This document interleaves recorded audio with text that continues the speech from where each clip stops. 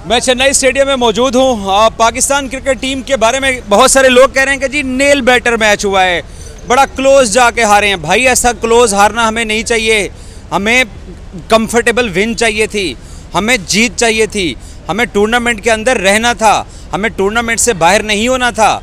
लगातार 4 मैचेस हारने के बाद हम ये कैसे कह सकते हैं कि जी हम बड़ा अच्छा खेल के साउथ अफ्रीका को हमने आगे लेके चलते रहे और हमने उनको बड़ा फंसाया। आप उनकी हिकमत अमली और प्लानिंग देखिए और आप अपनी हिकमत अमली और प्लानिंग देखिए। उन्होंने आपके सारे fast bowlers Wasim junior, Shaheen Shah Afridi और हारिस रऊफ के ओवर गुजरने का इंतज़ार किया। उनका कप्तान डगआउट में बैठ के ये प्लान करता रहा, उनका महराज विकेट पे खड़ा था। इवन के हारिस ने कैच ले लिया, आखिरी विकेट गिर गई, 9वीं विकेट गिर गई, लेकिन उन्होंने इंतज़ार किया कि स्पिनर आएगा। और जब आपका स्पिनर आ गया, नवाज़ आ गया, आपने वही किया जो श्रीलंका में आपने किया था कि जिस साइड के ऊपर उसने महराज ने शॉट मारी है उधर हमारा फील्डर ही कोई नहीं है। हिकमत अमली तो उनकी कामयाब हुई है ना, हमारी तो सारी फेल हो गई है। नवाज़ आगे गेंद करने के लिए कि भाई आखिरी ओवर है, नवाज़ करवा लेगा, नवाज़ 4-5 रन सेव कर लेगा। नवाज़ ने तो भारत के खिलाफ धोनी से छक्का खा लिया था और हम आज तक पाकिस्तानी कहते हैं कि नहीं वो तो नो बॉल नहीं थी, तो इसलिए नो बॉल के ऊपर वो छक्का तो फिर भी हो गया था। उसके बावजूद उसके पास 2 गेंदें थी, 2 गेंदों पे 7 रन वो बना सकता, क्योंकि 3 गेंदों पे 13 चाहिए था जब उसने छक्का मारा था और नो बॉल उसको मिली थी। तो नवाज़ ने जहाँ पर बॉल किया, इससे बेहतर था कि आप उसामा को बॉल करवा देते। बाबर आजम की कप्तानी के अंदर बेशुमार ब्लंडर्स हैं और मैं सबसे ज़्यादा बाबर का सपोर्टर हूँ। सबसे ज़्यादा शायद पाकिस्तान के मीडिया के अंदर कोई इतना बाबर को सपोर्ट ना करता हो जितना मैं सपोर्ट करता हूँ। लेकिन जब आप एक क्रूशल गेम्स के अंदर होते हैं, आपने वहाँ डिसीजन करने होते हैं, ब्रेव डिसीजन करने होते हैं। बाउंड्री पे फील्डर लगा के हम उनका बंदा आउट करने की कोशिश कर रहे हैं। वो 13 से 12, 12 से 11, 11 से 9, 11 से 8 वो कैसे नीचे आते गए। वो अपनी हिकमत अमली कामयाब हुए ना। हमारा तो मिकी ऑर्थर नहीं कामयाब हुआ, साउथ अफ्रीका वाले कामयाब हो गए हैं। हम तो खाली हाथ वापस जा रहे हैं। हमें क्या मिला है इस वर्ल्ड कप में? 2 पहली हैदराबाद की जीत मिली है, उसके बाद क्या है, लगातार 4 मैचेस के अंदर शिकस्त। जो गलती हमने वहाँ पे की थी, अफगानिस्तान के खिलाफ की थी, वही गलती हमने यहाँ पे की है।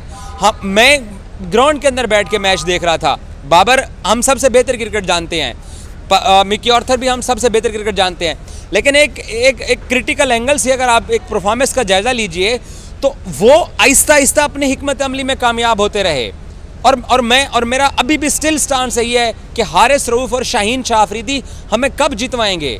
आखिर में टेल एंडर्स को आउट करके, खुशी मना के, अब फाइट करके एंड पे रिजल्ट क्या हासिल हुआ है कि आप टूर्नामेंट से आउट हो गए हो। लगातार 4 मैचेस हारने के बाद हमारा कोई चांस नहीं है। बहुत सारे लोग ये कहते हैं कि जी ऑस्ट्रेलिया न्यूजीलैंड से हार जाए, ऑस्ट्रेलिया साउथ अफ्रीका से हार जाए, लेकिन ऑस्ट्रेलिया ने बांग्लादेश और अफगानिस्तान के साथ भी तो 2 मैच खेलने हैं, तो वो उनको जीत जाएंगे और हमारी गेम ओवर है।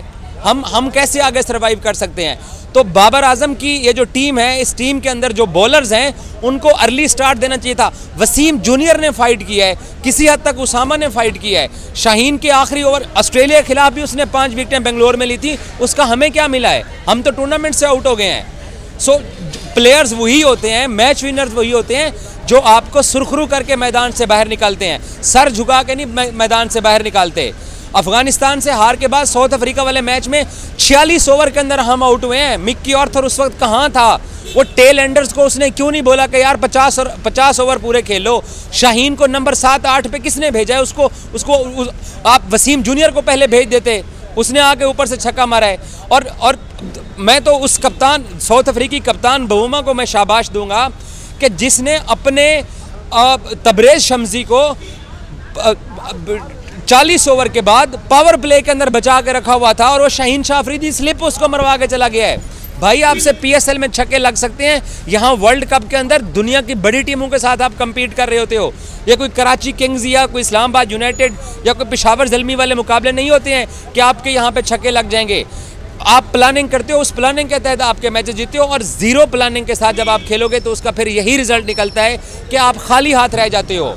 बार बार पाकिस्तानी क्रिकेट टीम वही गलतियां करती चली आ रही है जो 2021 से करती चली आ रही है।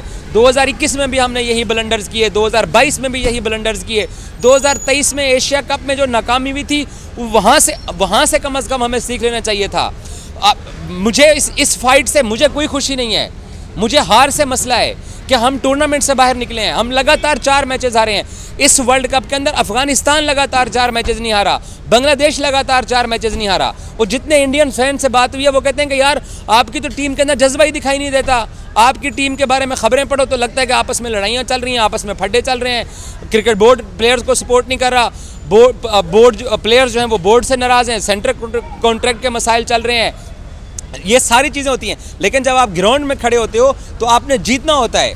और शाहीन शाह अफरीदी और हारिस रऊफ़ को मैं कहूँगा कि उन्होंने अपने कप्तान के लिए मैचेस नहीं जीते हैं, उनको अपने कप्तान को मैचेस जितवाने चाहिए थे।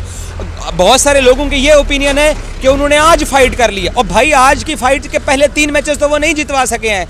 आज की चलो फाइट में साउथ अफ्रीका के साथ इसी तरीके से नेल बैटर हम हार जाते। इंडिया वाले मैच में आप लोगों ने क्या किया है, आपने अफगानिस्तान वाले मैच में क्या किया, ऑस्ट्रेलिया वाले मैच के अंदर 260 पे तो हम 260 तक तो उनकी ओपनिंग पार्टनरशिप गई है। सो ऐसे नहीं होता है, वर्ल्ड कप में बड़ी बड़ी टीमों के साथ आपने मुकाबला करना होता है।